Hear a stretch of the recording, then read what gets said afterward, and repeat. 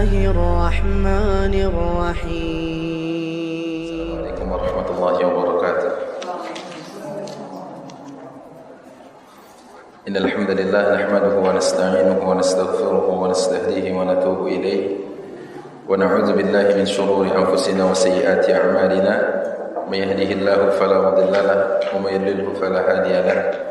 Asyhadu an la ilaha illallah wahdahu la syarika lahu wa asyhadu anna Muhammadan 'abduhu wa rasuluhu la nabiyya ba'dah. Allahumma shalli wa sallim wa barik wa zid wa an'im ala hadzal nabiyil karim wa ala alihi was sahabati wat tabi'in wa ba'd. Wa fillah azani Allah wa ikum. Syukur alhamdulillah atas izin Allah Subhanahu wa taala kembali kita dimudahkan untuk bisa menghadiri majelis ilmu di setiap Selasa di pekan pertama dan pekan ketiga. Salat dan salam semoga Allah limpah curahkan kepada Nabi Teladan Muhammad alaihi salatu wassalam, pada keluarganya, sahabatnya dan umatnya yang senantiasa istiqamah dalam amal sunnahnya. Ikhwati fillah azanillahu wa ikum. Melanjutkan bahasan kita di dalam kitab Al-Adabul Mufrad, di mana pada kesempatan yang lalu kita telah membahas beberapa riwayat, di antaranya adalah riwayat yang menyatakan seorang anak tidak bisa membalas jasa orang tuanya kecuali dalam satu keadaan saja, yaitu illa an yajidahu mamlukan, kecuali dia temukan orang tuanya dalam keadaan menjadi budak, fayashtarihi fayu'tiqahu, dan ia beli lantas ia merdekakan. Hanya itu. Dan kemarin kita bahas sebuah riwayat di mana ada seorang yang menggendong ibunya dari Yaman untuk berhaji.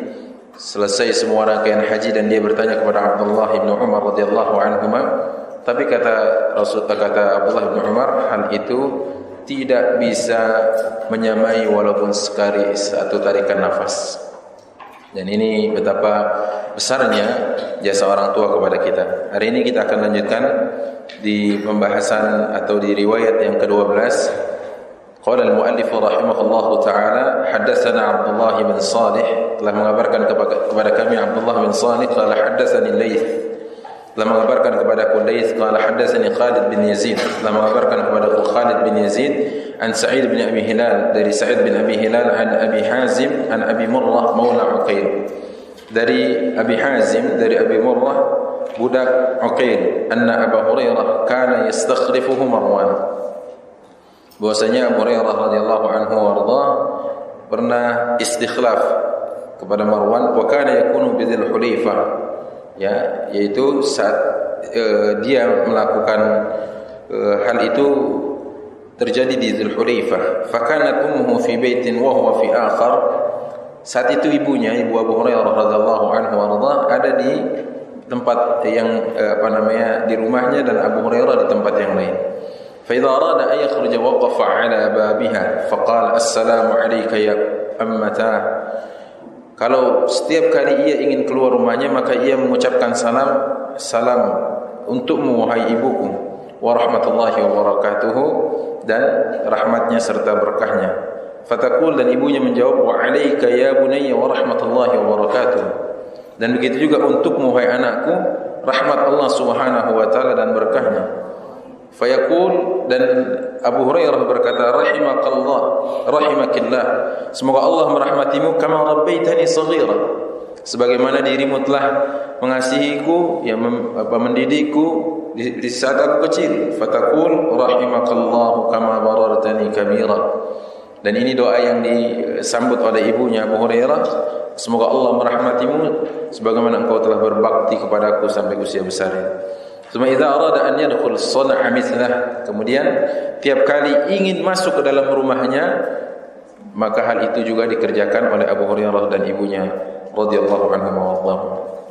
Dan ikhwati fillah azanillahu wa ikum, di sini ada beberapa kajian yang kita kita bahas.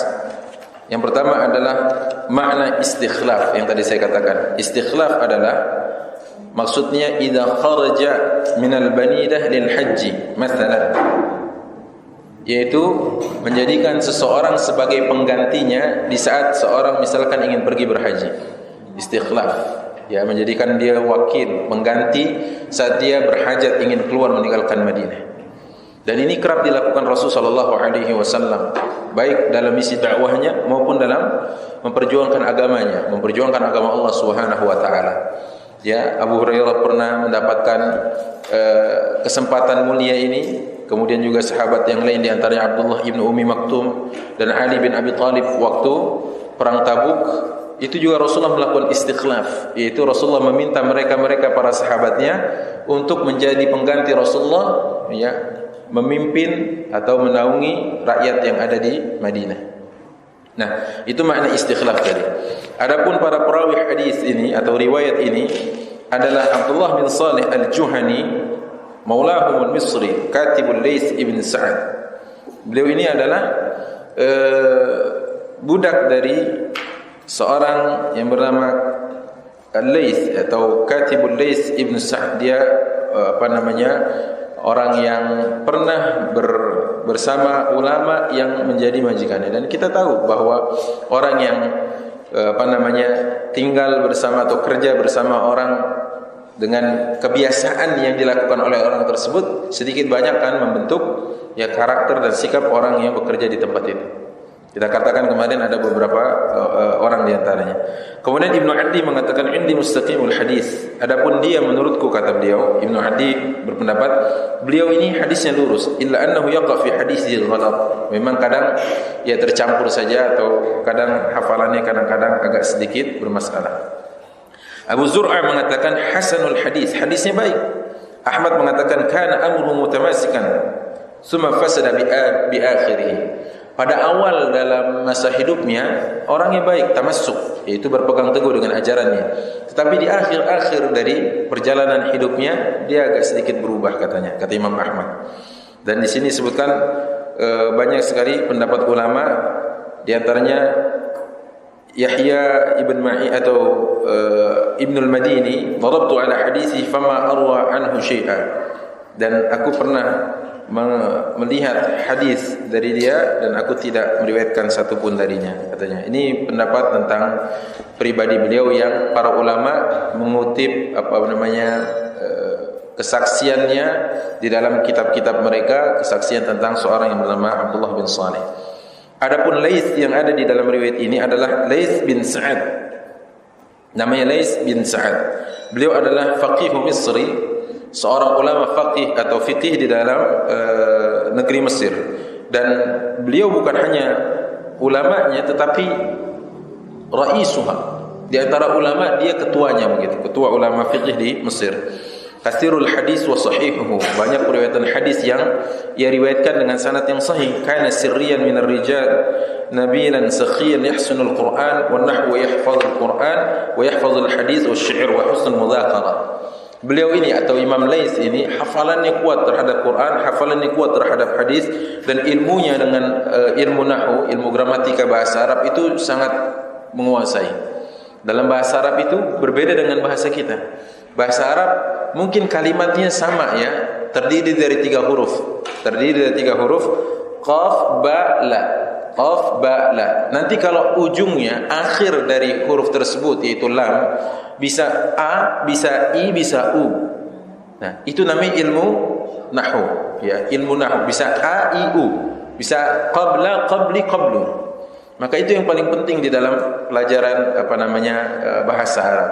Karena kedudukan dia la itu kapan, kedudukan dia li itu jadi bagaimana, dan kedudukan dia u itu disebabkan karena faktor apa. Dan beliau salah satu ulama yang mumpuni. Makanya kenapa para ulama mengatakan jika ada orang yang tidak mumpuni dalam ilmu gramatika dan ilmu nahwu dan sharf ini dalam bahasa Arab, dia tidak boleh berbicara sembarangan tentang agama ini. Sebab apa? Kacau balau nanti, ya, kacau balau. Seperti halnya misalkan innama yakhsyallaha min ibadihil ulama'u. Ya, itu tidak boleh dibaca innama yakhsyallahu min ibadihil ulama'a. Kalau itu dibalik artinya, dibalik bacanya, maka terbalik pula artinya. Sungguh yang takut kepada para ulama adalah Allah. Itu bahaya. Padahal arti teks asalnya adalah innama yakhsyallaha min ibadihil ulama'u. Yang sangat takut kepada Allah adalah para ulama. Gitu ya. Ini cuma gara-gara beda harakat saja. Beda harokat berbahaya gitu ya. Artinya bisa keliru. Nah, Imam Syafi'i mengatakan terkait dengan Laits ini, Al-Laitsu afqah min Malik. Imam Laits ini lebih faqih, lebih cerdas, lebih pintar dari Imam Malik. Padahal kesaksian Imam Syafi'i ini tidak dibuat-buat, karena Imam Syafi'i menemani Imam Malik 2 sampai 3 tahun bersamanya menuntut ilmu. Ya, Imam Malik itu menjadi guru yang mana Imam Syafi'i terus ikut Imam Malik, ya. Dan kita pernah bahas di sini saking tidak punya uangnya Imam Syafi'i, tapi begitu kuatnya ingin atau tekad ingin belajar bersama Imam Malik, maka dia datang ke majelisnya Imam Malik tanpa perbekalan, dalam artian tidak punya alat tulis dan sebagainya.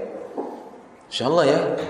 Tapi itulah luar biasa Imam Syafi'i. Setiap apa yang ada di pelajaran Imam Malik direkami dengan baik, walaupun ditulisnya dengan cara gini. Ya. Jadi dia mencelupkan tangannya ini ke dalam tinta yang ada di lisannya, ya, menyoleknya itu biar basah dan seterusnya. Imam Malik merasa terganggu dengan hal ini. Dia tanya, apa yang kau perbuat dengan tingkahmu itu, wahai anak kecil? Karena saat itu usia Imam Syafi'i masih kecil, ya, antara belasan tahun saja. Nah, ikhwati fillah azanillahu wa iyyakum, maka Imam Syafi'i mengatakan, aku menulis seluruh pelajaran yang kau berikan dan aku mencatatnya dari pertama sampai akhir. Itu bukannya takjub, malah Imam Malik malah tambah marah. Kenapa? Mana mungkin orang nulis gini? Enggak mungkin, kecuali kayak gini ya, ada pulpennya, ada tintanya dan sebagainya. Maka Imam Syafi'i mempresentasikan semua yang telah didengar dari Imam Malik dan membuat Imam Malik takjub. Insyaallah ya, itu luar biasa kecerdasan Imam Syafi'i. Maka kalau sekarang ada yang datang kajian enggak bawa alat tulis, mungkin kayak Imam Syafi'i. Ya. Kecerdasannya itu sama mungkin sama beliau, ya. Luar biasa. Ini apa namanya? Imam Syafi'i abad ini sebenarnya. Baik, bukan bermaksud menyinggung, tapi memang sengaja menyentil. Ya. Illa anna ashabahu lam yaqumu bihi. Bedanya Imam Malik dengan Al-Laits ini cuma satu saja. Imam Malik punya murid yang melestarikan fatwanya, melestarikan mazhabnya, melestarikan pendapatnya. Dikarang dalam satu buku, dikarang dalam satu kitab, dikarang dan dikodifikasi, ya, dikumpulkan semua statement, pernyataan, fatwa dan sebagainya, sehingga mazhab Imam Malik berkembang.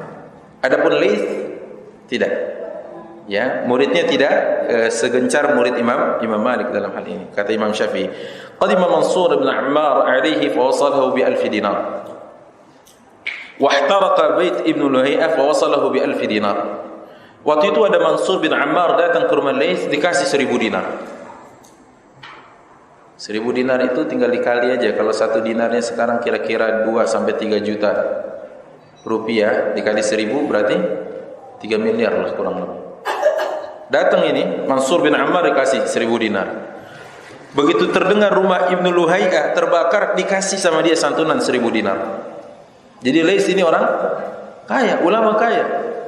Ya, bahkan Imam Malik rahimahullah waktu ingin menikahkan anaknya, Imam Malik menulis surat kepadanya, "Inni uridu an adkhula ibnati 'ala zawjiha." Aku ingin menikahkan anakku yang gadis ini, anak perempuanku ini dengan calonnya. Fa uhibbu an tab'atsa ilayya bi syai'. Maka aku ingin, ya, meminta bantuan kepadamu wahai Imam Laits, kata Imam Malik. Maka Imam Laits memberikan hadiah kepadanya, fa ba'atsa ilayhi 30 hamlan min usfur. Fa sabbagha li ahli thumma ba'a minhu bi 500 dinar. Diberikan pakaian yang mu'asfar, pakaian yang sudah direndam dengan cairan warna tertentu yang bagus, yang wangi dan sebagainya. Dan ini dibawa oleh 30 orang, ya, untuk Imam Malik. Banyak sekali. Sampai begitu berlimpahnya, sisanya sama Imam Malik dijual dengan meraup keuntungan atau mendapatkan nilai dari nilai jualnya itu 500 dinar. Jadi sudah dapat uang 2000 dinar, tambah lagi tadi pakaian sebagai perlengkapan, tambah lagi plusnya adalah 500 dinar. Masya Allah. Ini Laits rahimahullahu ta'ala. Hidup sezaman antara Laits dan Imam Malik. Cuma tadi bedanya, kata Imam Syafi'i, Laits tidak punya murid yang melestarikan, mengabadikan dan mengkodifikasi karya-karyanya dan fatwa-fatwanya. Apanya? Laits. Kalau Imam Malik di Madinah, Imam Darul Hijrah di Madinah. Adapun Laits disebutkan katanya di sekitaran Syam. Ya. Baik. Nah, ikhwati fillah azanillahu yakum. Wa kana dakhala al-Laits kull sanatin 80,000 dinar. Berapa sih pendapatan Laits setiap tahunnya? Berapa? Kok kayaknya begitu murah tangannya.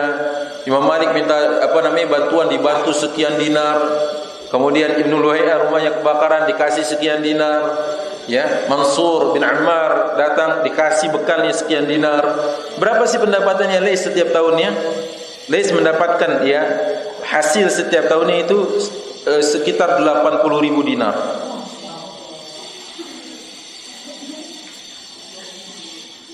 $80.000 dinar itu tinggal dikali saja. Dikalikan harga 1 dinar sekitar 3 juta hari. Ya, rahimahullahu taala al-Imam Laits. Ya. Luar biasa. Ternyata ada juga ulama yang kaya, gitu ya. Ini di antaranya Imam Laits gitu. Baik.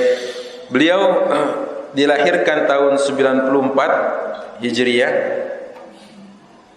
dan meninggal tahun 175 Hijriah pada hari Jumat, tepatnya saat nisfu Sya'ban.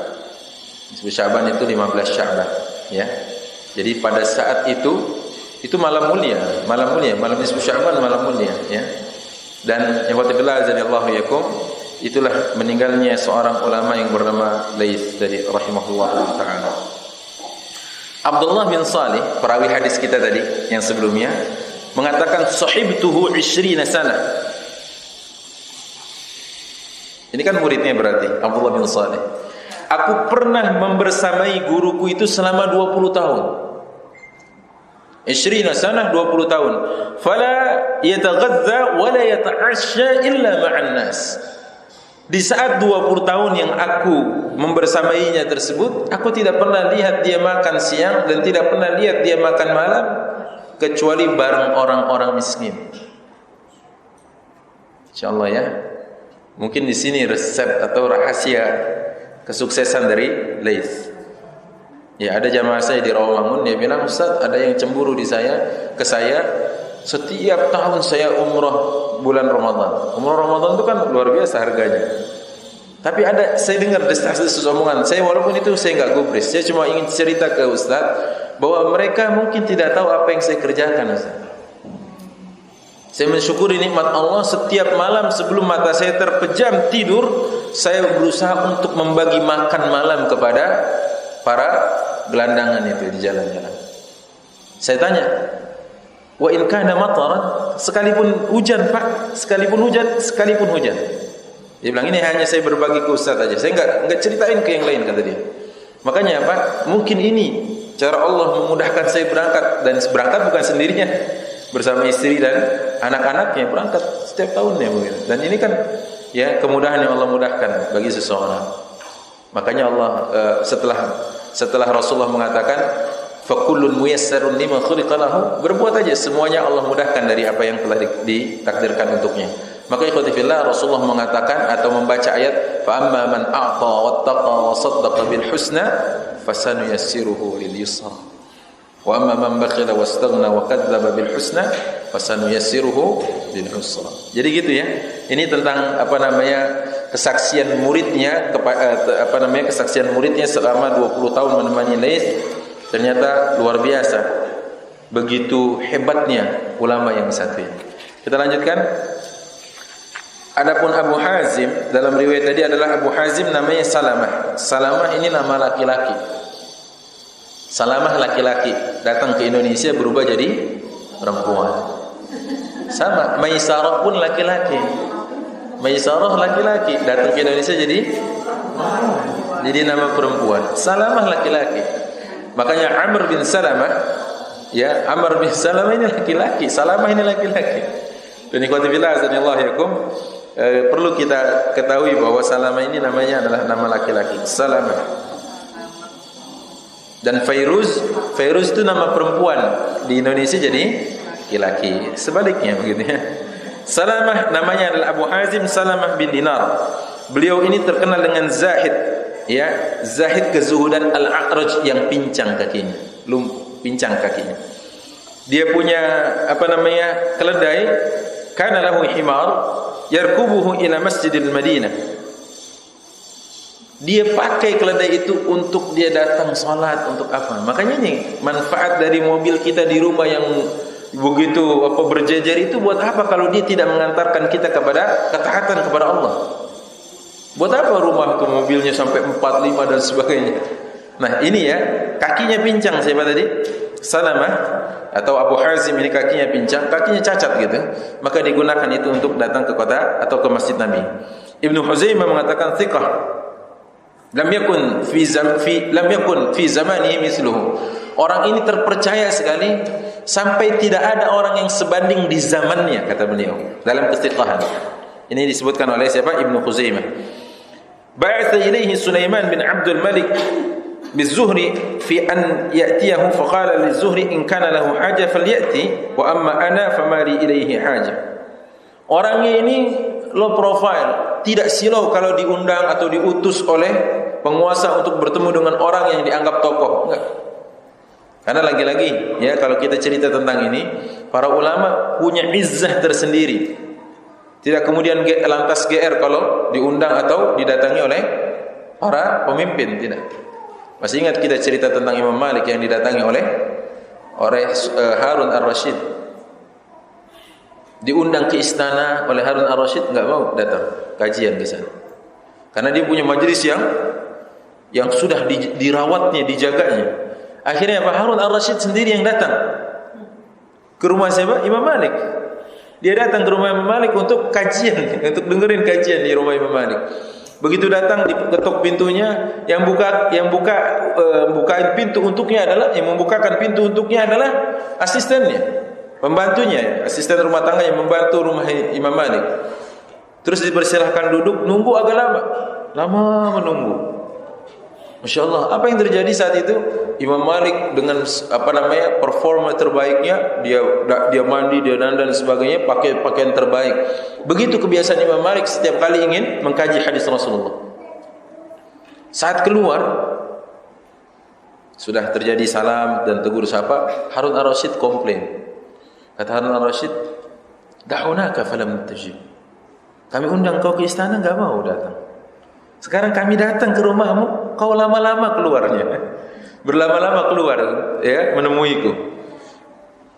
Apa kata Imam Malik? Khalas, sudah curhatanmu sudah, komplainanmu sudah. Maka Imam Malik mengatakan, inna wuqufal imam ala abwabil amir dhillah atau zullah, wa inna wuqufal amir ala abwabil imam izzah. Allahu Akbar, keberanian atau ketegasan seorang Imam Malik. Sungguh berdirinya para ulama di depan pintu penguasa adalah kehinaan untuk ulama tersebut. Dan berdirinya para pemimpin, para penguasa di depan pintu rumah para ulama adalah kemuliaan untuk mereka. InsyaAllah diam langsung Harun Ar-Rasyid dibilang begitu sama Imam Malik. Padahal kalau kita tahu Harun Ar-Rasyid itu tegas, bukan main. Setengah bulan itu berjihad, setengah bulan itu kembali ya ke negaranya untuk memimpin lagi, bagaimana mengatur lagi, memimpin negaranya dan rakyatnya. Dan bukti ketegasan Harun Ar-Rasyid adalah saat pamannya yang mendengar kajian dari Imam Ahmad bin Hanbal.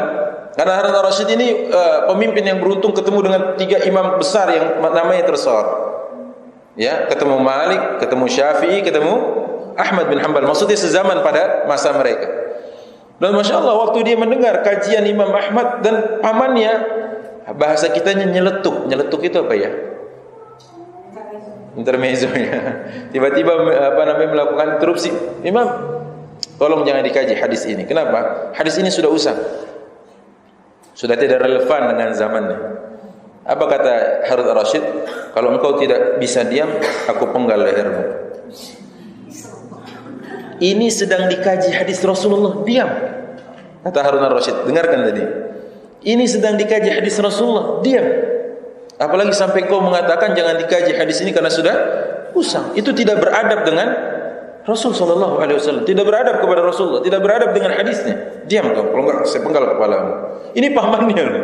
Ini pamannya yang dikatakan seperti itu. Tapi waktu dibilang sama Imam Malik, sungguh berdirinya para imam di depan pintu penguasa adalah kehinaan untuk mereka. Diam aja itu siapa? Harun ar-Rasyid. Luar biasa, karismatik sekali Imam Malik rahimahullahu taala. Gitu ya. Ini luar biasa kalau kita bicara tentang para imam, dan diantaranya adalah beliau Abu Hazim Salamah bin Dinar, enggak mau dan enggak merasa apa wah gitu. Diundang ke istana sama aja. Bahkan mungkin ketimbang diundang ke istana dengan mengorbankan undangan ke As-Saff, ya, malah dia lebih pilih As-Saff. Kira-kira begitu ya. Allahu a'lam bissawab. Baik, kata Abu Hazim pernah berkata, la takunu aliman hatta takuna fika thalath khisal. Engkau tidak sampai pada derajat kealiman, engkau tidak sampai pada derajat seorang alim kecuali ada pada dirimu tiga hal. Ini Abu Hazim, tokoh yang sekarang jadi bahasan kita. Satu, la tabghi ala man fawqa. Engkau jangan berusaha untuk mengalahkan orang yang ilmunya di atasmu. Ya. Kan ada orang yang belajar ternyata ingin menandingi para ulama, ini tidak benar adanya. Ya. Atau ingin membodohi orang-orang awam, ini juga tidak benar adanya. Ya. Kemudian yang kedua, wala tahkir min dunik. Jangan sampai ilmumu merendahkan orang yang di bawahmu. Jangan. Ya. Ketemu orang yang maaf gitu ya, mungkin baru mengenal kajian, baru mengenal sunnah, baru mengenal nikmatnya bermajlis, diremehkan, tidak. Ini kata Abu Hazim, tidak melakukan hal itu. Kemudian yang ketiga, wala ta'uz ala dinika dunyan. Dan jangan kau jual belikan ajaran agamamu dengan sejumput keduniaan ini. Ini poinnya 3 kata beliau. Kau jadi seorang alim dengan 3 kondisi ini. Jangan sampai kau belajar untuk menandingi orang yang lebih alim, lebih cerdas. Karena faktor itu kau belajar, jangan. Atau yang kedua, wala tahkir mandunik, ya, jangan kau meremehkan orang yang di bawahmu. Dan yang ketiga, jangan kau tukarkan ajaran agamamu ini dengan sejumput keduniaan. Artinya apa? Wala tashtaru bi ayatillahi thamanan qalila. Ilmu Allah ini mahal sekali, mahal. Makanya Ali bin Abi Thalib pernah mengatakan, kalau aku boleh menjadi budak untuk guruku, maka niscaya aku mau untuk menjadi budak, karena setiap huruf yang keluar tidak setara walaupun dibayar dengan 2000 dirham. Kata Ali bin Abi Thalib radhiyallahu anhu. Baik, kita lanjutkan ya.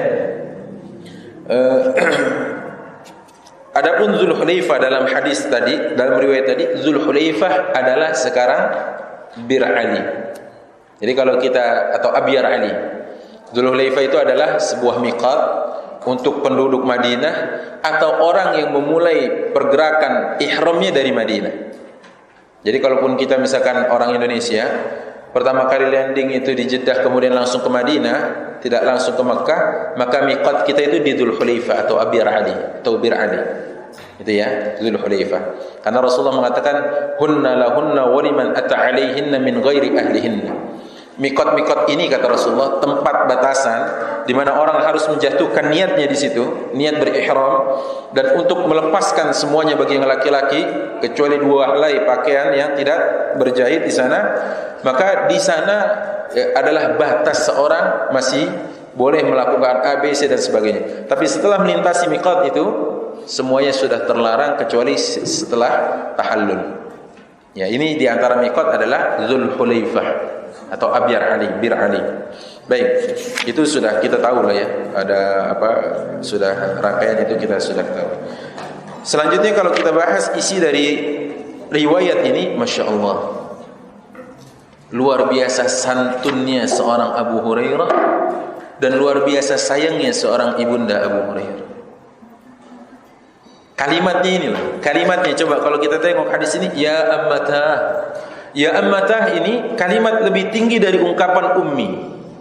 Jadi kalau ada anak memanggil ibunya dengan kalimat ummi, itu kalimat biasa. Tapi ya ammatah, ya abatah, ya abati, misalkan kayak gitu, itu kalimat lebih tinggi, lebih halus lagi. Ya, tingkatannya daripada kalimat tersebut kan, sebagaimana kita di Indonesia dengan berbagai macam bahasa daerahnya kan, ada bahasa yang sama pergaulan bagaimana, dan yang lebih tinggi lebih tua seperti apa, kayak gitulah ya.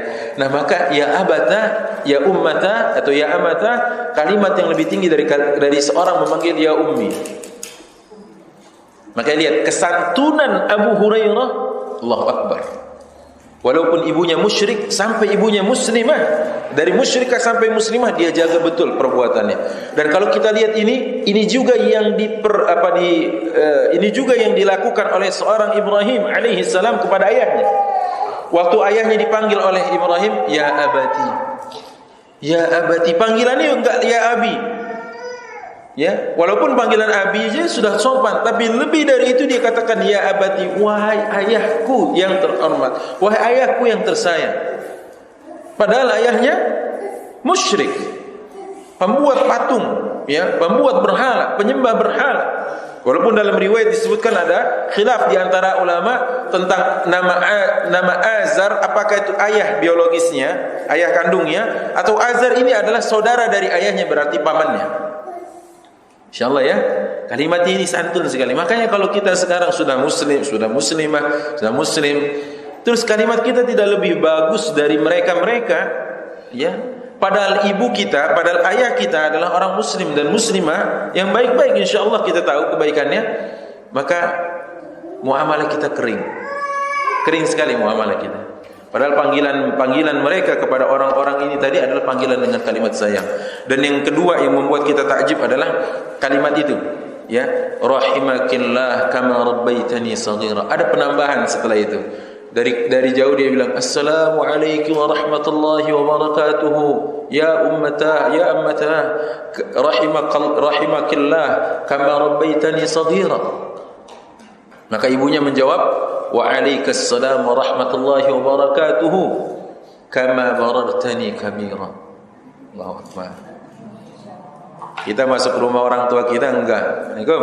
Ya, salim taruh di sini. Salim pun taruhnya di sini pula, ya. Ya, enggak tahu itu siapa yang mencetuskan ide salim ditaruh di sini, saya juga enggak tahu. Ya. Setelah itu apa? Masih mending lagi kalau salim. Kalau enggak langsung buka tungku nasi, lihat gini. Ada apa, masak apa? Masya Allah, kurang adab gitu. Yang ada harusnya dari luar, dari rumah kita berkunjung ke rumah orang tua, kita bawa tentengan. Itu yang harusnya. Ya. Kalau dalam istilah Betawi dikenal dengan istilah buat buka pintu. Ya. Ini. Nah, ini pelajaran bagi kita yang sangat berharga dari kisah Abu Hurairah radhiyallahu anhu wa ini dan rumah beliau berarti di sekitaran Dzulhulaifah, gitu ya. Dari Dzulhulaifah ini adalah tempat yang bersejarah dari dulu sampai insyaallah sampai hari kiamat. Karena apa? Tempat ini menjadi tempat penentu bagi orang yang ingin berumrah agar menjatuhkan niat ihramnya di tempat tersebut. Baik, riwayat ke-13. Adapun yang tadi ya, riwayatnya dhaif. Sanadnya dhaif. Yang barusan dhaif, tetapi itu sanadnya dhaif. Adapun matan itu redaksinya benar. Redaksinya bagus. Tidak semua hadis yang sanadnya dhaif, matannya juga ikutan dhaif, tidak. Karena artinya gini, matannya ini benar. Coba lihat, apakah matannya hadis ini redaksi di sini bertentangan? Tidak bertentangan. Artinya muamalah Abu Hurairah dengan memberikan salam itu ada tuntunannya di hadis Rasulullah, afsyus salam, tebarkanlah salam. Karena Abu Hurairah radhiyallahu anhu arda sendiri itu pernah bertemu dengan Rasulullah, dan ini dikatakan dalam kitab Musnad Imam Ahmad. Apa katanya? Kata Abu Hurairah, perawi hadis itu sendiri, dia katakan, ya Rasulullah, inni idza ra'aituka tabat nafsi wa qarrat 'aini. Ya Rasul, kalau aku melihat wajahmu, baru melihat wajahnya aja nih, kalau aku lihat wajahmu tenang, ya, tenang hatiku, tentram pandanganku. Allahu Akbar. Kayak gitu tuh Rasulullah. Itu pengakuan Abu Hurairah. Bagaimana dengan kita? Ada orang yang apabila ingin berpapasan dengan kita malah buang. Jangan-jangan ada yang salah dengan kita dalam muamalah. Jangan nyalain orang yang buang muka itu. Kok dia begitu, Ustaz? Karena menyalahkan orang itu PR-nya dua. Tapi koreksi kepada diri kita PR-nya cuma satu, yaitu kendali kita untuk merubah sikap kita. Yani ikhwati fillah azanillahu yakum, lihat Abu Hurairah, maka dia katakan, "Ya Rasulullah, ambi'ni an kulli syai." Kata beliau, "Wahai Rasul, tolong kabarkan kepadaku tentang segala hal." Rasulullah mengatakan, "Anna kulla syai'in khuliqa min ma." Segala sesuatu Allah ciptakan dari air. Baik, setelah itu Abu Hurairah bertanya kepada Rasulullah, "Ya Rasulullah, ambi'ni an syai'in idza fa'altuhu dakhaltul jannah." Ya Rasul, kabarkan kepadaku tentang sesuatu atau tentang suatu hal yang kalau aku kerjakan aku masuk ke dalam surganya. Maka Rasulullah mengatakan, "Afshis salam." Tebarkan salam, marakkan salam, ya, bumikan salam. Ya. Ini yang dikatakan Rasul kepada Abu Hurairah. Dan sekarang kalau lihat hadis ini yang katanya sanadnya lemah, oke, sanadnya lemah kan? Tetapi dia tidak bertabrakan dengan hadis yang sahih sanadnya. Gitulah kira-kira. Mana hadis yang sahih sanadnya? Barusan yang saya sebutkan tadi tentang riwayat Abu Hurairah yang meminta kepada Rasulullah, "Ya Rasulullah, kabarkan kepadaku kalau aku kerjakan hal itu aku masuk ke dalam surga." Yang pertama, afshis salam, tebarkan salam. Yang kedua, wa at'imut ta'am, berbagilah makan. Yang ketiga, ya, kata Rasul sallallahu alaihi wasallam, wa qum bil laili wasilil arham. Yang ketiga adalah sambung silaturahim. Yang keempat, wa qum bil laili wan nasu niyam, salatlah, bangunlah untuk salat, bangunlah untuk ibadah di saat yang lain tertidur. Maka terakhir kata Rasulullah, tadkhulu jannata rabbikum bisalam, maka engkau akan masuk ke dalam surga Tuhanmu dengan kedamaian, dengan keselamatan. Yang menarik dari hadis tersebut, dari riwayat tersebut, Rasulullah mengungkapkannya dengan menggunakan huruf yang sama semua di akhir. Coba aja lihat. Ini kalau dalam ilmu sajak atau ilmu bahasa Indonesia namanya apa? Yang ujungnya sama apa namanya? Ya gitulah ya. Bukan, kalau nggak salah rima. Rima ya. Oh iya iya. Betul rima ya. Saya bahasa Indonesia saya jelek, tapi saya pernah ingat aja rima. Jadi sama MMM semua. Lihat nih. Afshis salam, wa at'imut ta'am, wasilil arham, wa qum bil laili wan nasu niyam. M semua kan? Tadkhulu jannata rabbikum bisalam. Kecerdasan Rasulullah ya. Dan ini salah satu keindahan tutur bahasa Rasulullah. Nyastra gitu. Apa namanya nyastra itu? Iya, belakangnya itu puitis gitu. Nyastra, sastra. Baik, itu ya tentang riwayat tadi. Walaupun secara sanad lemah, tapi secara matan, kandungan redaksinya, isinya adalah benar. Baik, hadis atau riwayat ke-13, haddatsana Abu Nuaim, telah mengabarkan kepada kami Abu Nuaim, qala haddatsana Sufyan, telah mengabarkan kepada kami Sufyan, an Atha bin Sa'ib, dari Atha bin Sa'ib, an abihi, dari ayahnya, an Abdullah bin Amr, dari Abdullah bin Amr, qala jaa rajulun ila an-nabiy sallallahu alaihi wasallam yubayi'uhu 'ala al-hijrah. Datang seorang kepada Nabi sallallahu alaihi wasallam membaiat Rasulullah untuk berhijrah. Wa taraka abawayhi yabkiyan, dan ia meninggalkan kedua orang tuanya dalam keadaan menangis. Faqala irji' ilaihima, maka Rasulullah bersabda kepadanya, kembali engkau pulang ke rumahmu, kembali kepada keduanya, wa adhikhuma, dan buatlah mereka tertawa, kama abkaitahuma, sebagaimana kau telah membuat mereka menangis. Allahu Akbar ya. Ini nanti kita kaji isi dan kandungannya. Yang pertama kita akan bahas Atha bin Sa'ib. Siapa Atha bin Sa'ib? Atha bin Sa'ib salah seorang ulama tersohor, thiqatun, terpercaya, man sami'a minhu qadiman fahuwa sahihul hadis. Ya, beliau ini orang yang terpercaya, yang awal-awal menjadi muridnya diantaranya adalah Sufyan Ats-Tsauri, Syu'bah, Hammad, Ayyub dan sebagainya. Maka hafalan awalnya itu masih terjaga. Tapi saat usianya sudah mulai menua dan uzur, maka ittarab, kadang hafalannya terguncang.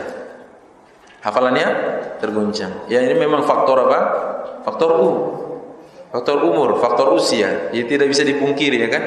Makanya kadang-kadang kita pun juga begitu, faktor umur, faktor usia. Dan Allah berfirman dalam Al-Ahqaf ayat 15, Wa wassayna al-insana biwalidayhi ihsana. Hamalathu ummuhu wahnan حملته أمه كرها ووضعته كرها وحمله وفصاله 30 شهرا حتى إذا بلغ أشده وبلغ 40 سنة قال رب أوزعني أن أشكر نعمتك التي أنعمت علي. Bagi mereka yang sudah usia 40, kita pernah bahas di sini, di saat kita usia 40, maka banyak-banyak bersyukur. Karena menurut Profesor Sargent, ya, dalam penelitiannya yang dilakukan di Amerika, semua organ tubuh kita ini akan terus mengalami perkembangannya, tapi yang paling akhir dalam berhenti berkembang itu adalah otak kita. Dan setelah usia 40 itu, di akhir usia 40 dia akan mengalami penurunan terus menurun dan akhirnya melemah dan hilang. Ya, makanya kalau udah 40 suka marah sama anak sendiri, sama suami sendiri. Tadi siapa yang lihat kacamata Bunda? Padahal kacamata ditaruh di sini. Nyalain suaminya. Nah, tadi kakak ini kacamata Bunda ya. Padahal kacamata ditaruh di sini. Ya, ini faktor. Memang faktor usia tidak bisa dipungkiri. Kata Rasulullah, semua obat ada penyakitnya, kecuali 2 saja. Illal maut wal haram atau wal harim. Kecuali kematian dan tua. Ya, penyakit tua itu ardalil umur, penyakit pikun. Kembali kayak anak-anak. Makanya Rasulullah berdoa agar tidak dikembalikan kepada ardalil umur. Min an uradda ila ardalil umur. Kata Rasulullah, aku berlindung kepadamu wahai Allah, dikembalikan kepada masa seperti masa anak-anak. Ya, orang sudah pikun itu seperti anak-anak, ngomong nanya lagi. Kan gitu ya, anak-anak kan nanya, "Bun, ini apa sih, Bun?" Terus sebentar lagi nanya lagi, "Bun, ini apa?" Kalau orang pikun gitu lagi, gitu sama. Kamu kapan datang? Barusan, ayah. Entar berapa menit lagi tanya lagi, kamu kapan datang? Iya, barusan gitu ya. Tanya lagi. Nah, ini ciri-ciri ardalil umur. Makanya bagi yang meriwayatkan dari Atha bin Sa'ib di masa dia sudah sepuh, agak bercampur hafalannya, kata para ulama. Ya, beliau kana yatalaqqan idza laqinuhu fil hadis. Tapi memang kalau ditanya tentang hadis, keluar semua isi hadis ini. Ya rahimahullah, beliau meninggal pada tahun 137 Hijriah. Baik. Kita langsung ke sahabat Rasulullah yang di sini disebutkan Abdullah bin Amr. Beda ya, Abdullah bin Amr dan Abdullah bin Umar. Perbedaannya kalau mau menyebut Amr dan Umar ada waw di belakang ra. Lihat, ada kan? Abdullah bin Amr. Tapi kalau tidak ada wawunya dibacanya Abdullah bin Umar. Nah, kalau Abdullah bin Umar berarti Ibnu Umar. Tapi kalau Abdullah bin Amr adalah Abdullah bin Amr bin As. Abdullah bin Amr bin As. Sahabat Rasulullah yang bernama Amr bin As pernah menjadi gubernur di mana? Mesir. Pada zaman Umar bin Khattab, Abdullah bin Amr bin As atau Amr bin As ini pernah menggusur rumah seorang Qibti, Koptik Mesir. Tapi akhirnya dia minta keadilan kepada Umar bin Khattab, maka Umar memberinya tulang yang sudah digaris dengan pedang. Kata si Koptik, Kristen Koptik Mesir ini bilang, "Loh, kok jauh-jauh dari Mesir ke Madinah cuma dapat tulang?" Ya, akhirnya kata Umar, "Sudah jangan banyak ngomong, sampaikan ini ke gubernur." Maka sama si Koptik ini disampaikan ke gubernurnya, yaitu Amr bin As ini, ayah dari Abdullah, dan dia kaget sampai yarjuf. Artinya yarjuf itu bergetar badannya. Insyaallah ya. Cuma ngelihat tulang yang digaris saja bergetar. Umar radhiyallahu anhu. Dan dia kembalikan lagi, dia renovasi lagi rumahnya, dia dirikan lagi, padahal sebelumnya dirubuhkan. Ini pemimpin kayak Umar kita rindu ini ya. Kalau ada warga yang digusur tanpa hak, harusnya pemimpin tertinggi kasih tulang yang digaris dengan pedang. Ini ya. Cuma ngerti atau enggak gubernurnya? Kalau enggak ngerti, dilempar untuk anjing, makanan anjing gitu ya. Baik, kemudian Amr bin As bainahu wa baina abihi 11 sana. Usia dirinya, maksudnya usia Abdullah dengan usia ayahnya terpaut hanya 11 tahun.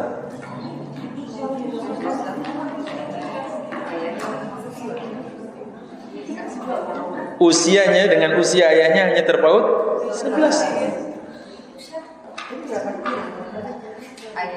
Kok stop ya?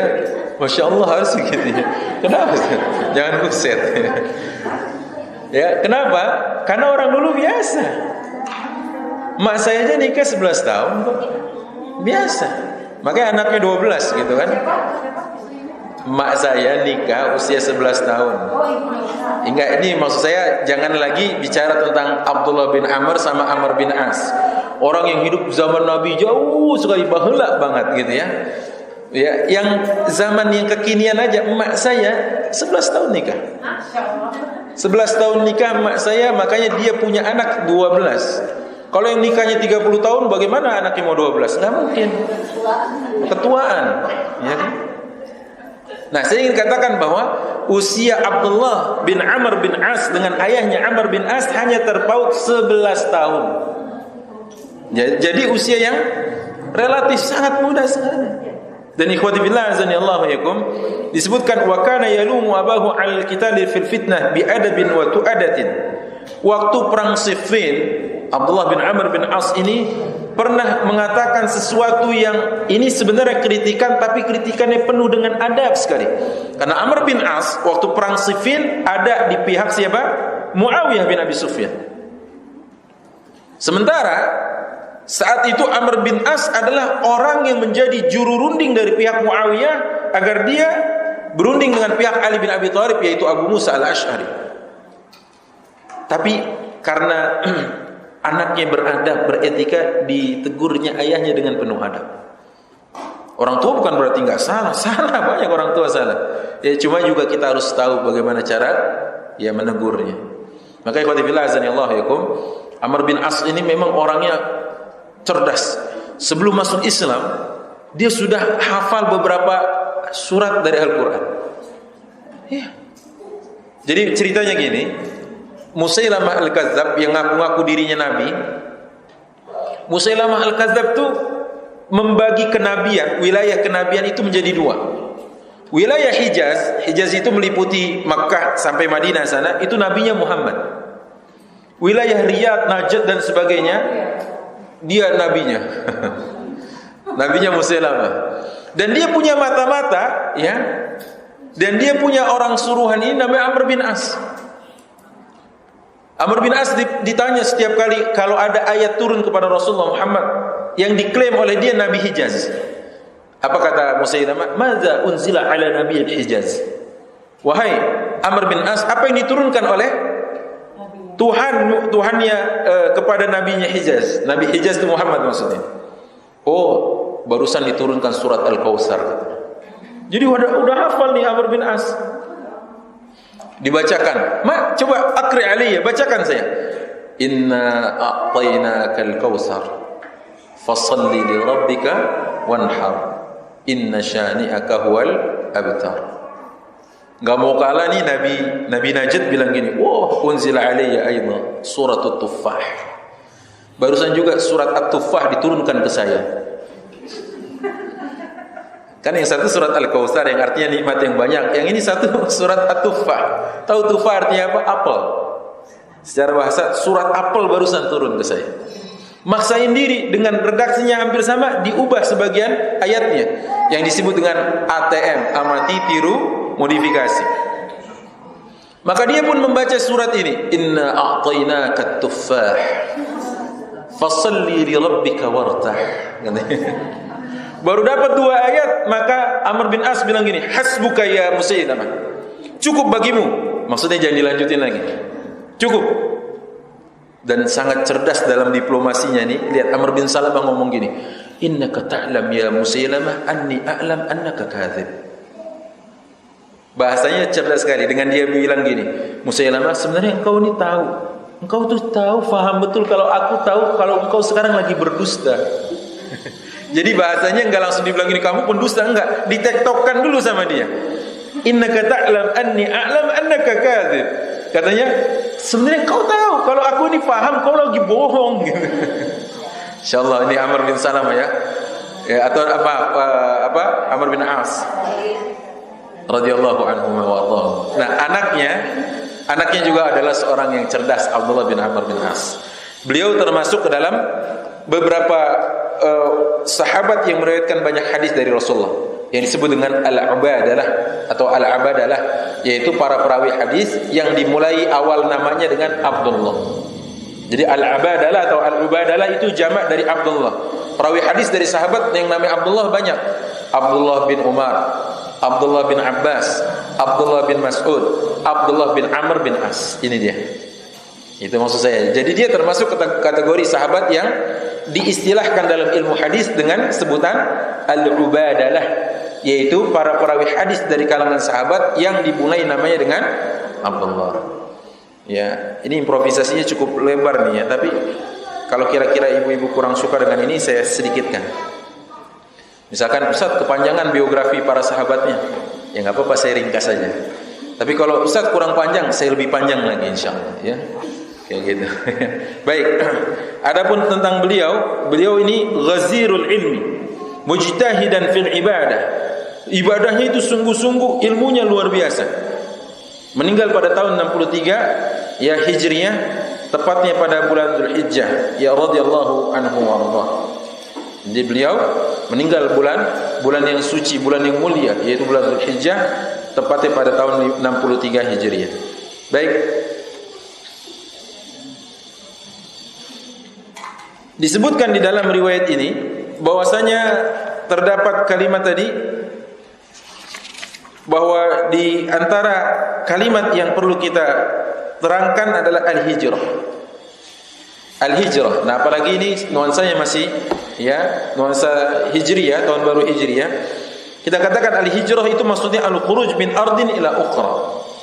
Yang dimaksud hijrah adalah keluarnya kita dari kampung halaman, dari sebuah tempat menuju tempat lain. Itu hijrah namanya. Dan hijrah ini ada dua,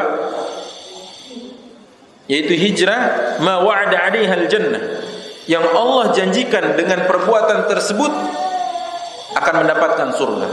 Allah berfirman dalam Al-Quran di surah At-Taubah, surah 9 ayat 111, Innallaha ashtara minal mu'minina anfusahum wa amwalahum bi anna lahumul jannah. Sungguh Allah Subhanahu wa taala membeli dari diri manusia ini, kaum mukminin, dan dari hartanya Allah beli dengan surganya. Jadi orang yang berhijrah dengan mengeluarkan semuanya, fisiknya, raganya, semuanya, dan dia keluarkan juga dan dia tinggalkan juga sebagian hartanya, ini hijrah. Dan orang yang melakukan ini Allah perumpamakan seperti orang yang sedang berjual beli dengan Allah. Nah, kalau kita sebutkan kayak gini nih, ibu keluar dari rumahnya sampai ke tempat ini sedang dagang sama Allah. Sedang berdagang sama Allah. Ya. Berdagang 1 sampai 2 jam. Mengeluarkan tubuhnya, perasaannya, emosionalnya, semuanya dikeluarkan, emosinya semuanya. Ya, bahkan hartanya dikeluarkan juga. Ini sedang berdagang sama Allah. Maka Allah akan janjikan jannah baginya. Nah, maka di sini disebutkan ikhwati fillah azanillahu wa yakum, di antara yang hijrah meninggalkan hartanya adalah seorang yang bernama Abdurrahman bin Auf, yang hartanya kalau dikonversi kepada nilai kita hari ini setara dengan 4,1 triliun. Banyak. Karena Abdurrahman ini pebisnis, bukan karyawan. Kalau karyawan tuh nggak ada yang kaya.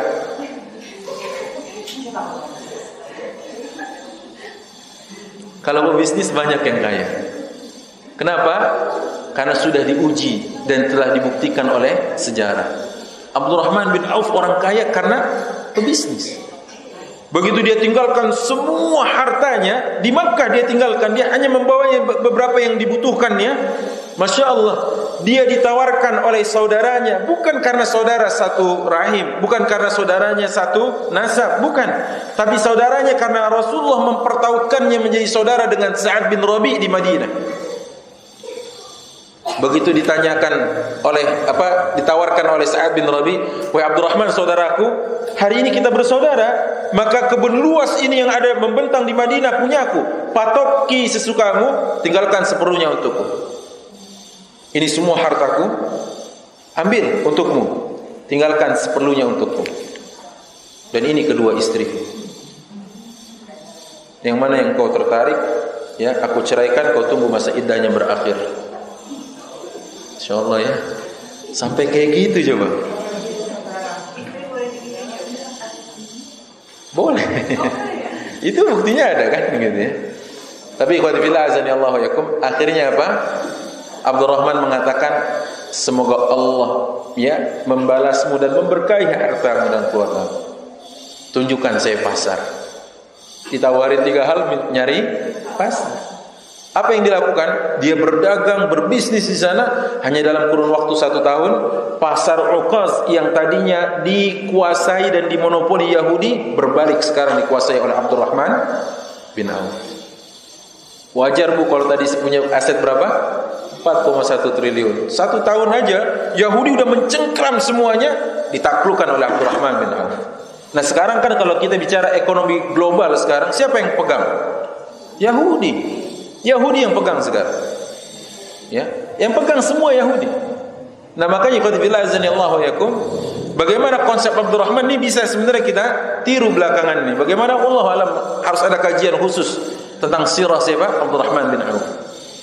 Siapa lagi yang meninggalkan hartanya dalam hijrah di Makkah? Suhaib bin Sinan Ar-Rumi. Seorang sahabat yang luar biasa. Awalnya miskin, jadi kaya karena bisnisnya. Kemudian jadi miskin lagi karena tertahan hartanya. Karena waktu itu dia ingin berazam ikut Rasulullah hijrah ke Madinah, ditahan oleh orang Quraisy di Makkah. Kau boleh ikut Muhammad dengan satu syarat, kau tinggalkan seluruh hartamu di Makkah.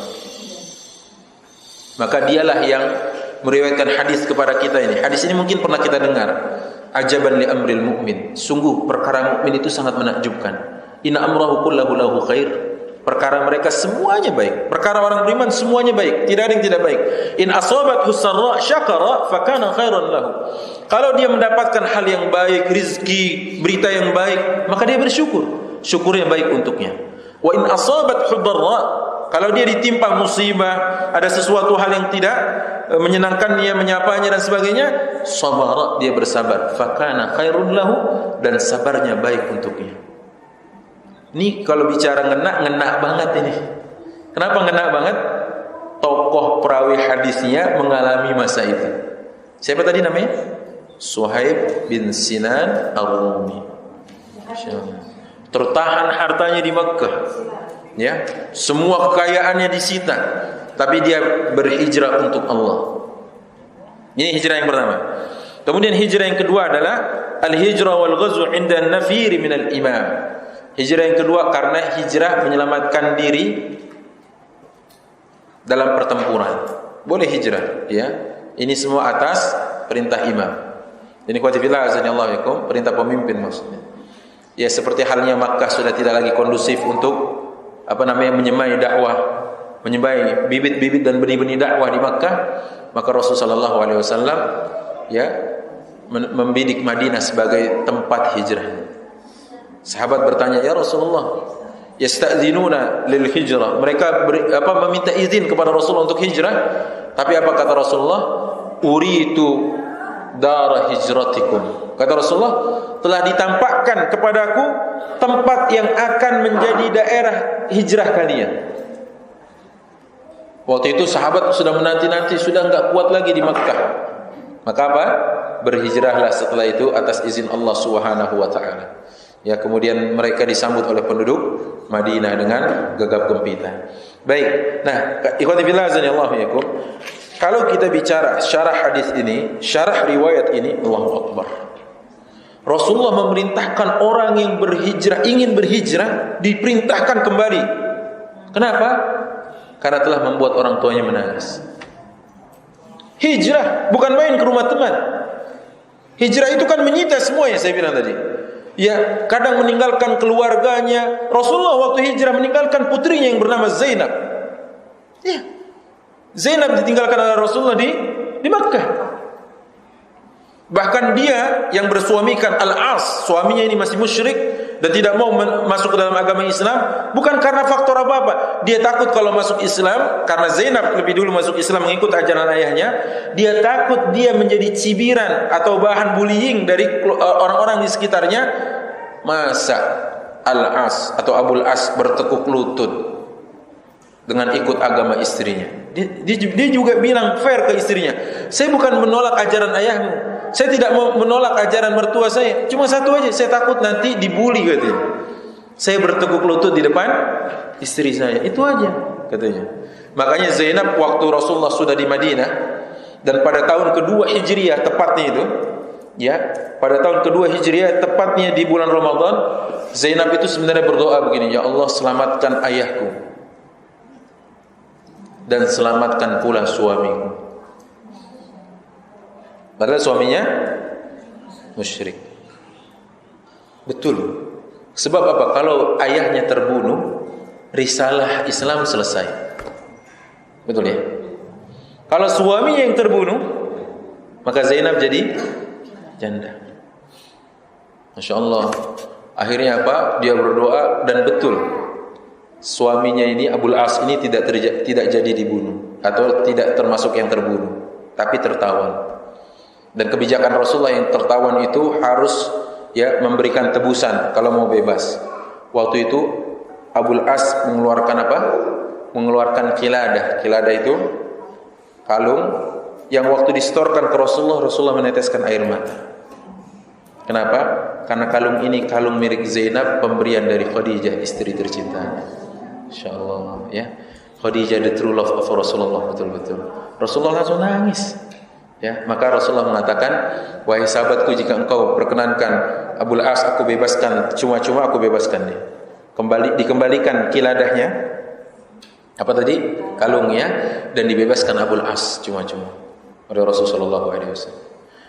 Tapi sudah masuk Islam belum, masih tetap di Makkah, tidak Islam lagi.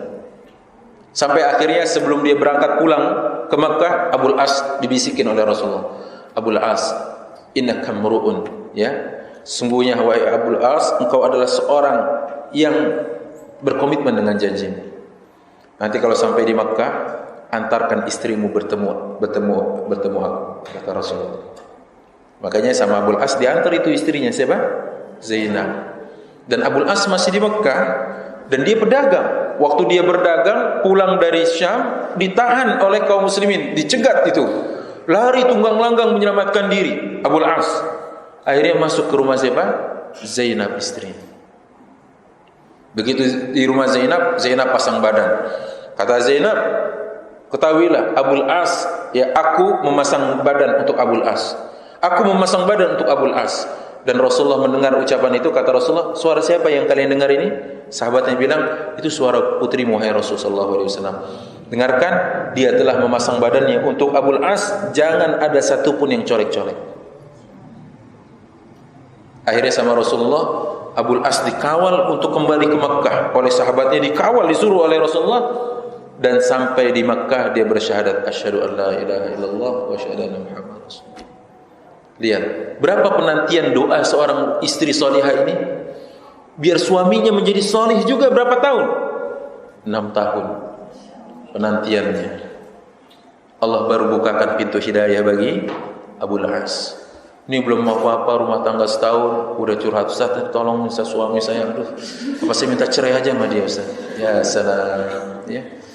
Jangan dulu, ya. Sebab kalau ada yang minta cerai, ada yang jadi cerai, ada sosok yang tertawa terbahak-bahak.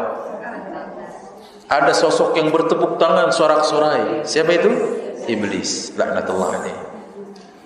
Jangan dulu, bentar-bentar apa-apa, ceraikan saya. Ceraikan saya mulu, ada apa mau diceraikan? Baik, ini cerita. Kenapa kita bisa ke sini-sini? Kenapa kita bisa ke sini-sini? Cerita kita hijrah tadi. Jadi kalau hijrah saja segitu beratnya, kata Rasulullah, irji' ilaihim. Kamu kembali lagi kepada orang tuamu.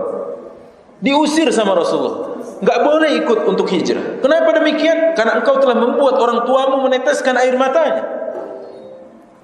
Wa adhikhuma kama abkaitahuma. Sekarang buat mereka tertawa lagi sebagaimana kau telah membuatnya mereka menangis. Allahu Akbar. Orang tua ada tangisan kebahagiaan, lulus anaknya ujian, lulus anaknya sarjana, nangis orang tua, tapi itu tangisan kebanggaan. Tapi ada tangisan yang menyesakkan dada beliau, dan ini membuat arsy-Nya Allah Subhanahu wa taala mungkin saja bergetar. Kenapa? Karena lisan doanya yang diumpat, atau doanya yang diumpat di dalam dadanya akan perbuatan buruk anaknya. Ini berbahaya berarti, ya kan? Hati-hati. Makanya Rasulullah mengusir orang ini, irji ilaihim. Kembali kamu. Padahal hijrah tadi apa? begitu berat, begitu dahsyatnya keutamaan berhijrah. Tapi Rasulullah mengatakan, pulang kamu. Orang tuamu menangis, buat mereka tertawa. Sekali lagi sekarang, kita enggak hijrah ke rumah teman. Ngapain ke rumah teman? Kadang-kadang juga cuma ngerumpi yang enggak jelas. Terus orang tua dikorbankan karena dia minta tolong sesuatu kepada kita. La wallah. Ya, tidak baik itu. Ada masih anak-anak yang kayak gitu. Kak, tolong Kak ya, kakak beli ini ke warung tetangga sebelah. Beli enggak berangkat, tapi ke rumah temennya jalan sampai itu ya. La haula wala quwwata illa billah. Ini pelajaran buat kita dari kisah di mana Rasul sallallahu alaihi wasallam memerintahkan orang ini untuk kembali. Baik, riwayat yang ketiga. Kalau riwayat yang barusan sahih, dikeluarkan oleh Imam Bukhari, Muslim, Abu Daud, Tirmizi dan Nasa'i. Ya, hadisnya sahih. Baik, ikhwati fillah azanillahu yakum. Selanjutnya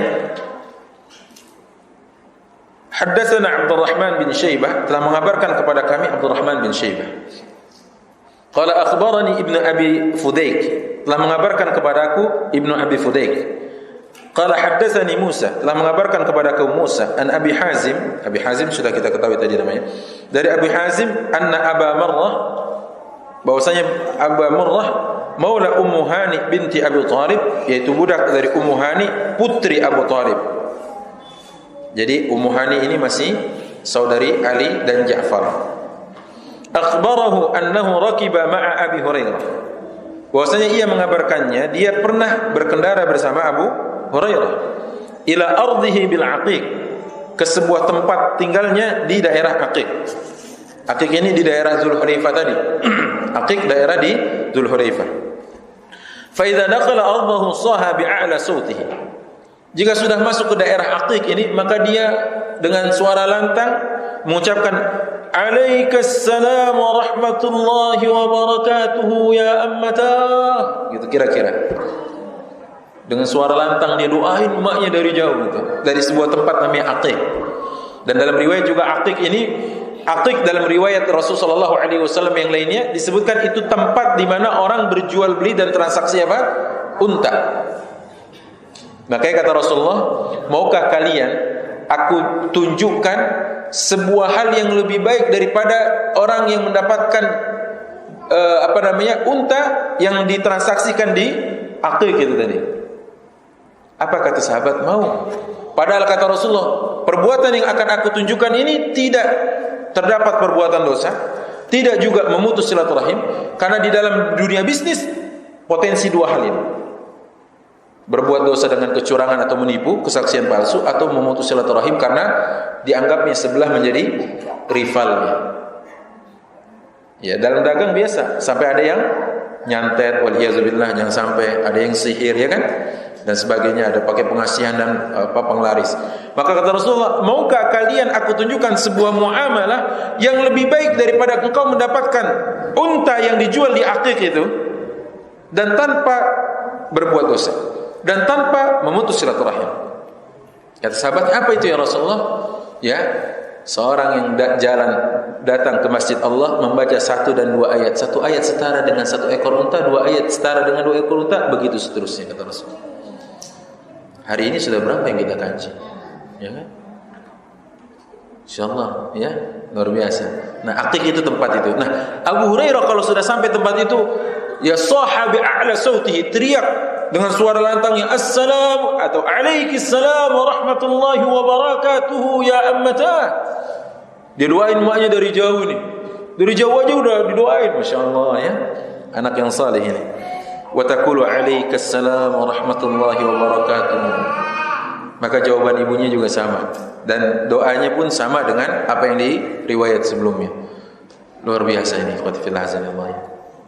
Dan memang mungkin keberhasilan Abu Hurairah diantaranya karena bakti kepada ibunya. Kan setelah Rasulullah wafat, Abu Hurairah kan sebelumnya kan orang miskin. Tapi setelah Rasulullah wafat, Abu Hurairah ini jadi gubernur. Ya, jadi gubernur kalau tidak salah di Syam. Jadi gubernur Abu Hurairah. Luar biasa kan? Dan sukses memang. Duniawinya juga dia sukses. karirnya sukses. Makanya orang yang di sekitar Rasulullah banyak yang sukses. Karena apa? Ditarbiyah langsung oleh Rasulullah. Buah tarbiyah dengan dia berbakti kepada orang tuanya mungkin berdampak kepada faidah duniawi dia dapat. Anas bin Malik itu orang susah, pembantu di rumah Rasul. Berapa tahun? 10 tahun. Tapi Rasulullah doain, ya, Allahumma barik fi malihi wa fi ahlihi. Ya Allah, berkahi hartanya dan berkahi keluarganya. Maka dia punya anak 150 orang. Anas bin Malik. Jangan tanya berapa ibunya, ya. Pokoknya hari ini banyak yang terkaget-kaget deh. Dari tadi, ya. Hari ini banyak terkaget-kaget. Hari ini banyak terkaget. Anas bin Malik didoakan oleh Rasulullah jadi orang kaya. Kemudian setelah itu keluarganya banyak. Anas bin Malik.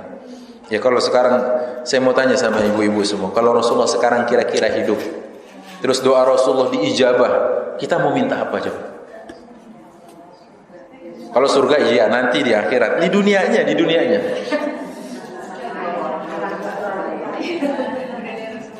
Hah? Apa yang dimau? Kalau saya satu aja. Mudah-mudahan tidak sama dengan ibu-ibu. Ibu-ibu pengen rumah yang megah di Hook, ya, dekat masjid, mungkin gitu. Mungkin. Dan itu tidak salah, boleh aja. Mungkin. Saya bukan itu doa. Saya enggak mau itu. Kalau saya mau minta didoakan oleh Rasulullah untuk menjadi orang yang apabila berdoa diijabah oleh Allah.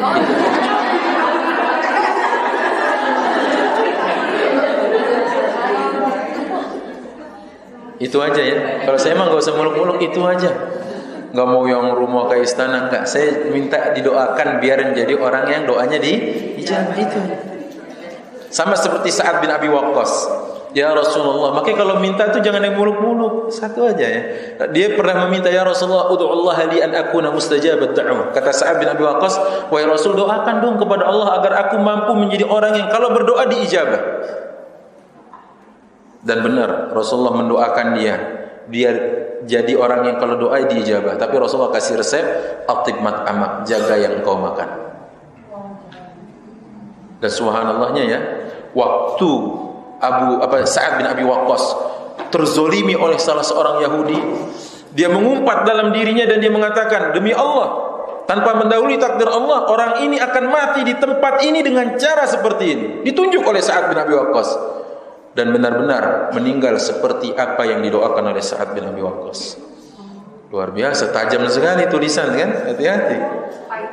Ada orang yang lisannya itu kalau berdoa sama Allah langsung terbuka itu arasnya Allah. Kira-kira begitu, langsung tembus langitnya Allah, tembus. Kenapa? Karena dia doanya diijabah Allah. Ya, gitu aja Bu ya.